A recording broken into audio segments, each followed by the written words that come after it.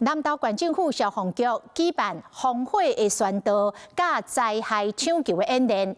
今年嘛是第一届，让消防机器人加入到实地的操演。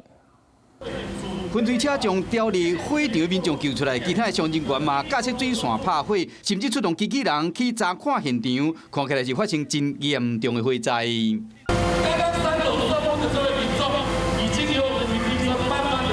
这摆演习头一摆加入消防机器人实地操演，透过镜头传回来影像，提供救灾决策的参考，嘛降低消防人员救灾风险。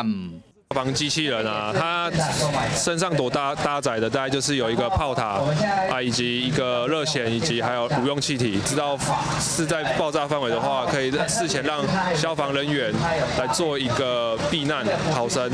消防局嘛提醒乡亲，过年时啊要注意用火用电的安全，嘛要做好防灾准备。灾害发生的时，要冷静的处理。